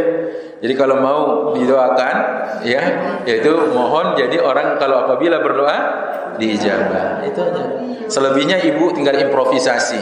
Ya Allah, anak saya biar soleh-solehah. Ya amin, silakan. Ya Allah, dan silakan seterusnya. Baik, kita lanjut bahwa dalam riwayat ini ada sejumlah nama yang harus kita kaji. Di antaranya Abdurrahman bin Syaibah. Abdurrahman bin Syaibah adalah Abu Bakar Abdurrahman bin Abdul Malik. Abu Bakar Abdurrahman bin Abdul Malik bin Syaibah. Nah, dia ini menurut sebagian ulama katanya dhaif. Sebagian ulama mengatakan dia dhaif hafalannya. Ulama ini kan kalau melakukan fit and proper test gini bukan berarti sedang menggibah, bukan. Abdurrahman ini, ya, Abdurrahman bin Syaibah ini adalah dhaif katanya. Tapi kalau ulama mengatakan ini dhaif, fulan begini, bukan berarti dia lagi menggibah. Kalaupun ini menggibah yang dibenarkan. Kenapa?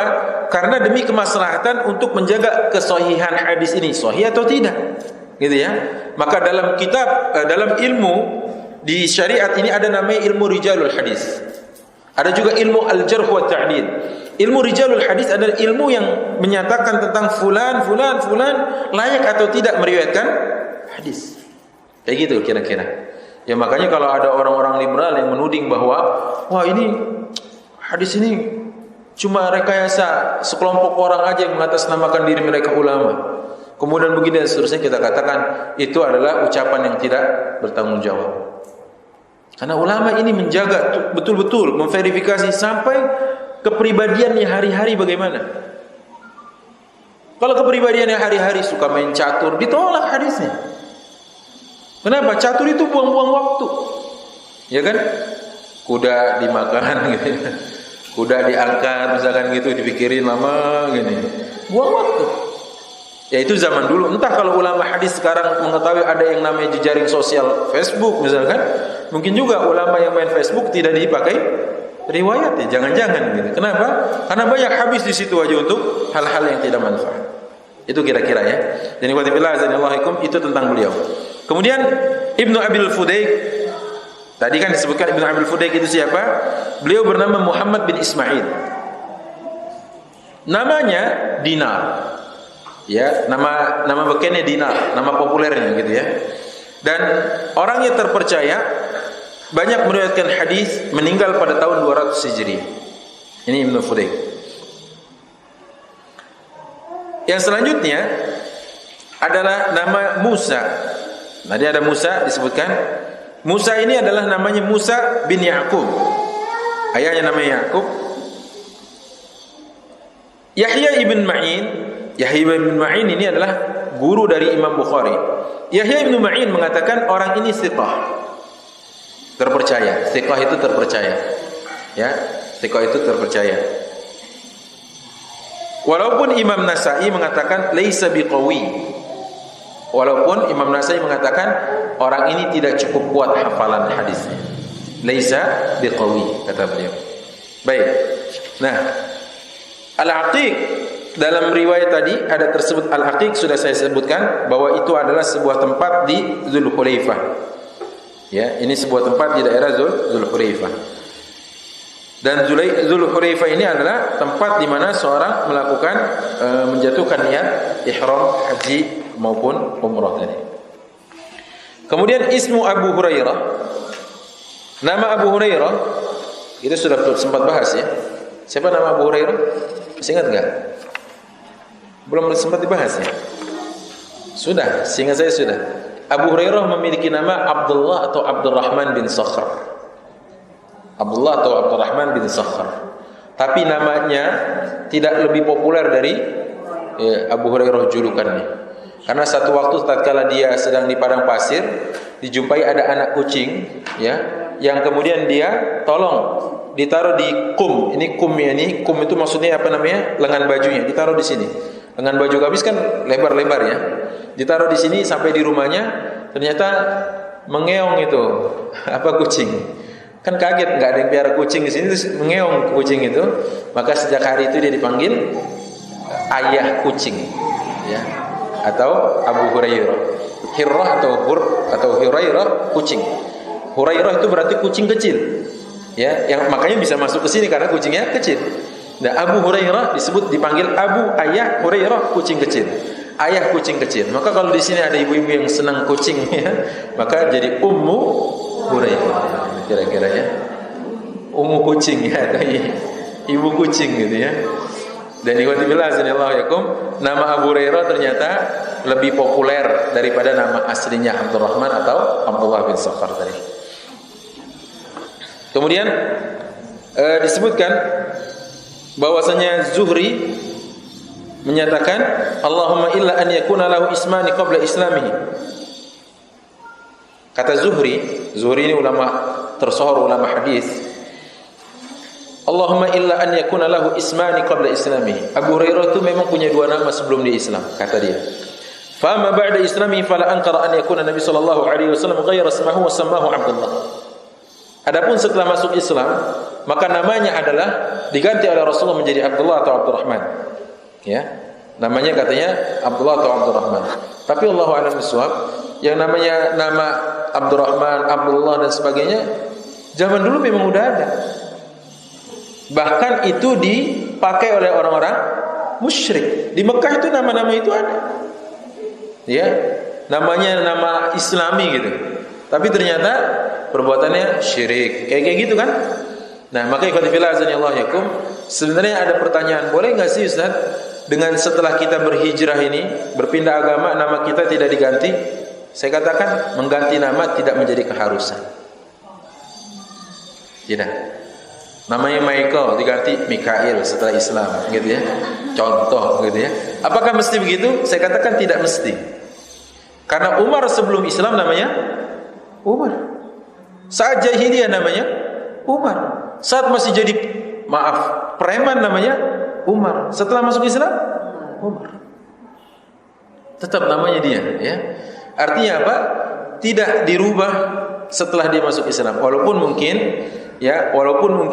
kalau memang namanya bertentangan dengan kaidah ketauhidan boleh diganti. Masa namanya Tuhan? Ya. Tuhan ketemu dengan syaitan waktu itu di Polda Metro Jaya. Ya kan, ini kan nggak benar kan? Ada nama Tuhan kan? Ya, belum belakangan kita dengar. Kemudian Tuhan bertemu syaitan di Polda Metro Jaya. Ya Allah ya Rabb. Ya, ini kan kalau kayak gini saya katakan namanya harus diganti. Namanya harus diganti. Karena memang dalam beberapa riwayat Rasulullah mengganti nama sahabat yang maknanya konotasinya jelek, konotasinya tidak bagus, konotasinya tidak menggairahkan, konotasinya itu pesimis. Rasulullah tanya, "Man anta? Kamu siapa?" "Ana Sha'ab." Nama saya susah. Sha'ab itu susah artinya. Sha'ab memang susah artinya. Namanya susah. Bukan, itu terjemah ke dalam bahasa Indonesia. Artinya dalam bahasa Arab nama dia Sha'ab. Sha'ab itu artinya dalam bahasa Indonesia susah. Maka Rasulullah mengatakan, "La bal anta sahal." Enggak, namamu mudah, sahal. Diganti sahal oleh Rasulullah. Sahal itu mudah. Jadi kalau namanya artinya jelek boleh diganti. Boleh diganti, bukan cuma boleh. Ya kalau menurut tuntunan Rasulullah ganti. Dianjurkan untuk diganti. Kenapa? Karena nama ini oke lah, William Shakespeare mengatakan apalah arti sebuah nama. Tapi di Islam nama ini adalah bagian dari doa. Kalau misalnya diganti salaman dipakai perempuan, laki-laki, paling lusuh balik-balik apa Pak? Ya nggak apa-apa. Cuma maksud saya kalau di Arab itu nama perempuan atau nama laki-laki. Yang sampai di sini jadi berubah. Khawatirnya kalau tidak diklarifikasi bahwa Rasulullah keluar waktu berdagang membawa barang dagangan Khadijah, keluar berdua-duaan dengan akhwat. Betul kan? Kalau nggak diklarifikasi bahwa siapa Maisarah itu laki-laki, orang akan menyangka, Rasulullah berdua-duaan. Dari Mekah ke Syam jauh loh berhari-hari. Jangan-jangan nih. Ya enggak. Kita kasih tahu ini laki-laki Maisarah ini, ya. Ya kenapa ke Indonesia jadi perempuan Maisarah? Saya juga bingung gitu ya. Kira-kira begitu. Ya, enggak usah diganti, enggak apa-apa. Saya cuma ingin katakan bahwa banyak orang yang masih berasumsi, saya tidak menutup menutup pintu bahwa di sana ada yang berasumsi Maisarah itu perempuan. Iya, karena pakai ta marbuto. Entah ibu-ibu di sini juga sebelum saya klarifikasi Maisarah di benak ibu apa? Ya kan? Ya. Gak mungkin Rasulullah berdua-duaan dengan perempuan tuh gak mungkin. Apalagi dalam perjalanan yang ratusan atau ribuan kilometer, gak mungkin. Dan Rasulullah gak mungkin berdua-duaan. Dan pada Rasulullah mengatakan, "Ma qala rajulun bimra'atin illa kana salisuha syaitan." Atau illa kana syaitan salisuhuma. Tidaklah satu orang laki-laki berdua-duaan dengan perempuan kecuali yang ketiga. Rasulullah nggak mungkin lakukan itu. Makanya kok bisa ada di benak kita Maisarah itu perempuan. Karena memang di Indonesia nama itu jadi perempuan gitu ya. Saya klarifikasi bahwa ini adalah nama laki-laki gitu ya. Baik. Jadi nggak perlu sebenarnya mengganti nama kalau memang namanya tidak bertentangan dengan kaidah yang benar. Tapi kalau dia bertentangan diganti. Seperti di zaman Umar bin Khattab, ada seorang ayah yang dilaporkan oleh anaknya dikarenakan melakukan 3 perkara kesalahan. Anaknya masih SD ngelaporin ini kepada Umar. Bahaya sekali ya. Anak SD melaporkan orang tuanya ke presiden. Maka Umar memanggil ayahnya. Dan 3 delik pengaduannya ini diklarifikasi, dikonfrontir sama orang tuanya, konfrontasi sana. Akhirnya apa? Pertama ditanya, kenapa kesalahan yang pertama diajukan oleh anakmu? Anaknya bilang, karena dia salah pilih ibu untukku. Masya Allah, luar biasa ya. Kata anaknya, karena dia salah pilih ibu untukku. Salah. Kaget kan? Salah pilih ibu kan? Yang kedua, karena dia orang tua saya, ayah saya salah dalam mendidik saya. Iya, kenapa salah pilih ibu? Ibunya Majusi, penyembah api. Nah, salah mentarbiyah, salah didik, ya wajar. Kenapa? Setelah dari masjid Allahu Akbar, Allah yang Maha Besar, sampai rumah api yang besar. Api yang disembah, api yang besar, betul kan? Salah didik. Yang ketiga, salah kasih nama untuk. Siapa namamu? Namaku Ju'lah. Apa arti Ju'lah? Ju'lah sampah artinya. Jadi setiap kali dipanggil Ju'lah, main yuk, Ju'lah, sampah, main yuk, sampah. Maka kan tidak boleh memberi nama yang asal. Ya, karena nama itu bagian dari doa sebagai orang tua untuk anak. Walaupun juga jangan benar-benar doa dijadiin nama. Saya pernah jahit jas di daerah Ciracas, Jakarta Timur. Begitu saya jahit jas, si penjahitnya itu baru dianugerahi oleh Allah anak perempuan. Saya tanya, siapa namanya? Kan terdengar dari itu, siapa namanya Pak? Namanya bukan, yang satu dulu, yang satu waktu saya ngisi akikah. Saya ngisi akikah, acara akikah itu. Namanya siapa Pak? Karena saya pematerinya, saya ngisi tausiahnya.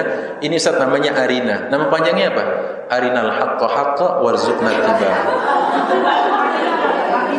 Itu kan doa. Itu doa, ya Allah tunjukkanlah aku, Arina itu tunjukkan kami al-haqqo yang benar itu benar, warzuqna tiba'ah, anugerahkanku untuk mengikutinya. Itu benar loh namanya kayak gitu. Dipanggilnya siapa? Arina. Saya kan penasaran nama panjangnya Arinal haqqo warzuqna tiba'ah. Nah, kalau yang tadi yang saya jahit jas namanya Ahyana. Saya pikir bagus lah ya, Ahyana. Kenapa Pak pakai nama ini? Karena setiap kali saya baru bangun tidur masjid sebelah selalu baca ini. Alhamdulillahilladzi ahyana ba'da ma amatana wa ilaihi nusyur. Demi Allah saya tidak menambah, saya tidak mengurangi kalimat ini loh. Saya juga sampai senyum-senyum gimana gitu. Saya bilang nama memang doa, tapi ini kebangetan namanya. Doa yang begitu panjangnya dijadikan nama anaknya. Iya. Jadi panggilannya Ahyana katanya. Ya Allah ya Rabb. Dan itu benar-benar ada. Nah, kalau saya katakan nama doa, ya nama adalah pengharapan dari orang tua. Tapi juga tidak gitu-gitu banget lah kira-kira. Kalau itu memang doa yang dijadikan nama. Allah Ta'ala alam. Itu tentang sekilas tentang nama Abu Hurairah radhiyallahu anhu warḍah. Saya rasa cukup sampai di sini. Kalau ada interaksi masih ada lumayan setengah jam biar kita bisa bersoal jawab. Jangan nanti begitu kita mau soal jawab waktunya mepet sekali. Sengaja saya kasih biar lebih panjang. Allahu a'lam. Silakan kalau ada yang ingin kita diskusikan beberapa hadis yang kita baca 1 2 3 4 hadis yang kita 4 hadis yang kita baca pada pagi hari ini. Ada silakan kalau ada. Fadhal, silakan. Hadis yang 11 itu berasal hadisnya tidak sampai Rasulullah ya. Mau ya. Yang mana yang? Hadis 14 itu kan tidak ada dari Rasulullah juga ya. Jadi cuma sampai Rasulullah. Hadis 13, hadis nomor 13 ini adalah cerita yang disampaikan Abdullah bin Amr bin As waktu datangnya seseorang kepada Rasulullah. Ini juga hadis. Jadi enggak mesti hadis itu Rasulullah ngomong, karena hadis kan banyak. Ma sadara an Rasulillah sallallahu alaihi wasallam min qaulin aw fi'lin aw taqririn aw wasfin ya aw khuluqin. Apa yang bersumber dari Rasul sallallahu alaihi wasallam, baik ucapan maupun perbuatan maupun persetujuan ataupun sifat dan karakter. Nah, kalau lihat di sini, mana ucapan Rasulullah? Ini dia, irji. Kembali kamu ilaihima, kepada keduanya. Itu ucapan Rasulullah. Ya, yang redaksikan oleh Abdullah bin Amr bin As. Jadi ini hadis, ya, bukan mauquf, tidak. Kalau yang 14 riwayat tentang siapa? Abu Hurairah. Ya, ini mauquf di Abu Hurairah radhiyallahu anhu warḍah. Artinya itu adalah asar dari beliau. Asar, ya, yaitu redaksi yang berhenti sampai di Abu Hurairah radhiyallahu anhu warḍah. Baik, bagus sekali pertanyaannya. Cukup terjawab ya. Silakan yang lain.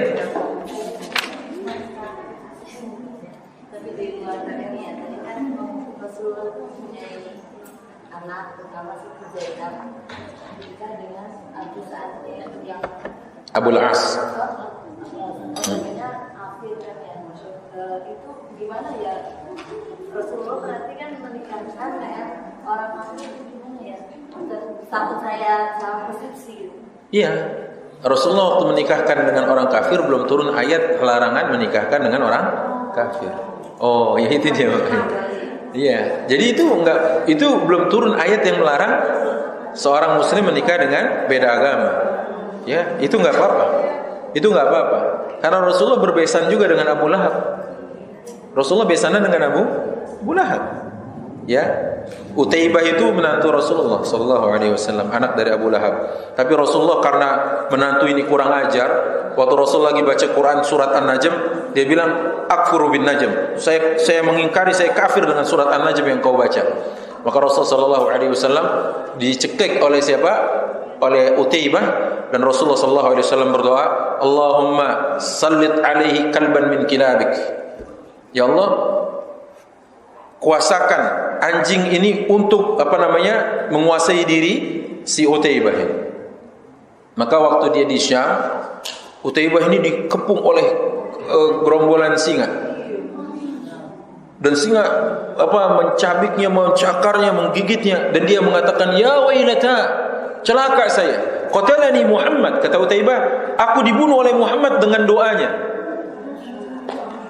Dia di Mekah, aku di Syam, aku dibunuh dengan doanya." Ngerti maksudnya? Itu tadi. Utaibah menantunya Rasulullah sallallahu alaihi wasallam. Gitu ya. Jadi itu sebelum turun ayat tentang haramnya menikah beda agama. Allahu a'lam. Bagus pertanyaan Ibu. Jadi biar tidak keluar dari ruangan ini salah persepsi. Saya takutnya yang keluar duluan nih salah persepsi nanti ya, yang keluar dari ini. Tapi nanti disampaikan ya di grup ya, kan ada kan ya. Iya takutnya loh. Itu kok boleh kajian Rasulullah menantunya Abul As kafir gitu ya. Nah, harus diklarifikasi karena mungkin beliau punya hajat keluar duluan gitu ya. Baik, ada lagi silakan. Kalau ada. Cukup? Cukup jelas kajian kita? Ada ibu mau tanya di belakang? Cukup ya Bu ya? Kalau cukup insya Allah nanti kita akan bahas kedurhakaan kepada orang tua di 2 pekan yang akan datang insya Allah. Ya, kedurhakaan kepada orang tua di 2 pekan yang akan datang insya Allah. Ditandai di halaman riwayat 15. Mohon untuk datang semua ya. Siapa tahu tindakan kita ini selama ini adalah termasuk uququl walidain, durhaka kepada orang tua. Jangan malah ngindar absen dulu lah gitu ya. Takut kategorinya uququl walidain, jangan gitu ya. Baik, saya rasa cukup dulu sampai di sini. Subhanakallahumma wa bihamdika asyhadu an la ilaha illa anta astaghfiruka wa atubu ilaik. Ila liqa fi amanillah. Assalamualaikum warahmatullahi wabarakatuh. Alhamdulillahi rabbil alamin.